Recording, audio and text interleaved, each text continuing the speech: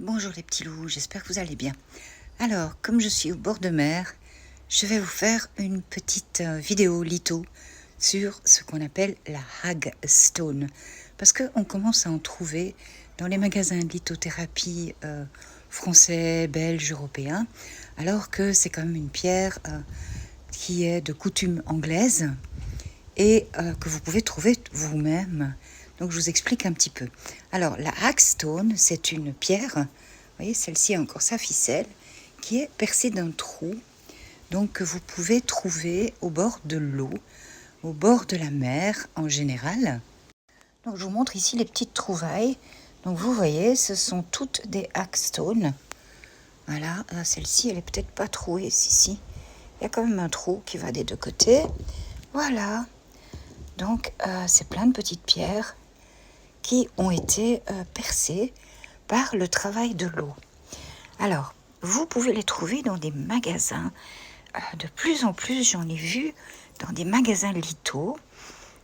Et je trouve ça assez amusant parce qu'en fin de compte, ils les vendent assez cher. Ils ne savent pas ce qu'ils vendent. Ils ne savent pas à quoi ça sert. Donc on va en faire un petit peu le tour. Alors, ce sont donc des pierres qui ont été polies par l'eau. Quand vous les achetez dans les magasins, elles sont souvent en plus polies par l'être humain. Ici, c'est vraiment... Voilà. Ici, c'est en France. Donc ici, je ne sais pas ce que c'est comme pierre, mais on voit qu'elles sont rêches. Et vous pouvez parfois même en trouver des très grosses. Voilà, comme ici, la maison où j'habite. Il y en a une devant l'entrée de la maison, près du seuil de la maison. Pourquoi est-ce qu'il y a ces croyances-là? Alors, je vous explique tout sur la hagstone. Déjà, hagstone veut dire pierre à vieille sorcière, parce que hag veut dire vieille sorcière ou vieille harpie en anglais. Hag, H-A-G. Donc les hagstones, ce sont des pierres à vieille sorcière qui sont faites pour chasser les sorcières. Ah, vous voyez, celle-ci était probablement pondue quelque part, retrouvée dans le sable comme ça. C'est assez étonnant, il ne faut pas oublier que la France n'est pas loin de l'Angleterre. Donc je vais simplement vous lire la traduction que j'avais faite de tout ce travail que j'avais mis sur mon blog. Donc au Royaume-Uni, les pêcheurs du Dorset, ils utilisent ces pierres contre la sorcellerie malveillante et il arrive qu'elles soient clouées au mât des bateaux pour écarter les sorcières. Donc voilà, c'était cloué à des clous ou des agrafes près du bord du bateau, mais pas que. Parce qu'on retrouve beaucoup dans le Dartmoor, donc c'est le Devon, le pied gauche de Madame Angleterre, pas très loin de Stonehenge en fait. On peut trouver des petites pierres comme ça sur le rebord des fenêtres. Parfois quand il y a une clé dans une serrure, ça sert de porte-clés. Et puis elles sont connues comme pierres à sorcières. Donc hagstone, et ça remonte à l'époque où on pensait que les sorcières chevauchaient la nuit le long des haies et qu'elles allaient utiliser les chevaux.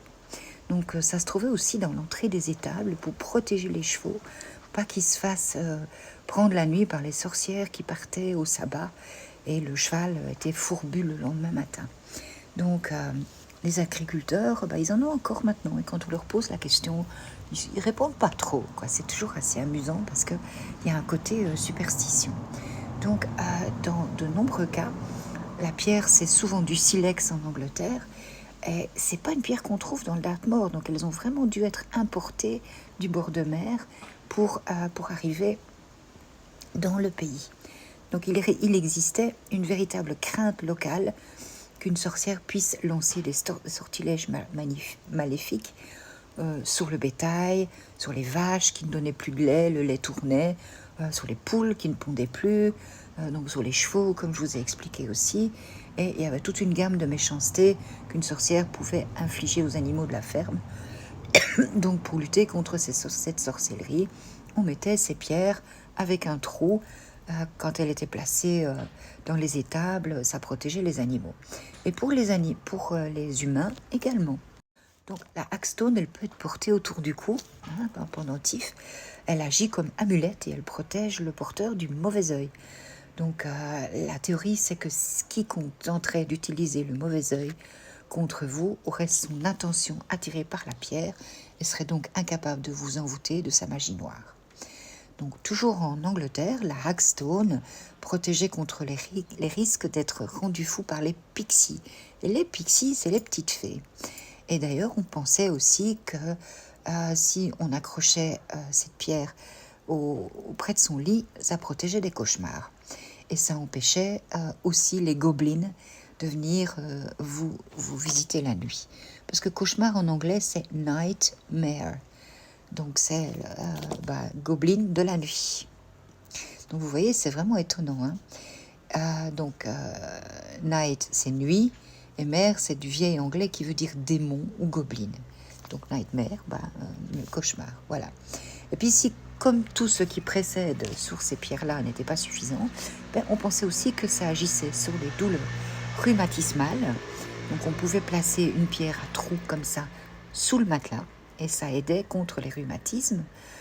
Donc, dans l'ensemble, la Hagstone, c'était vraiment une amulette extrêmement utile, utilisée autour des fermes, dans les landes et en protection contre la magie noire. Donc, la croyance de ces pierres est très antérieure aux traditions historiques et remonte probablement à la période préhistorique au Dartmoor, parce qu'il y avait des énormes, comme des gros dolmens, mais des énormes pierres à trous. Et avec l'expansion de la mode Wiccan et des traditions Wiccan, on finit par retrouver ces Hagstone.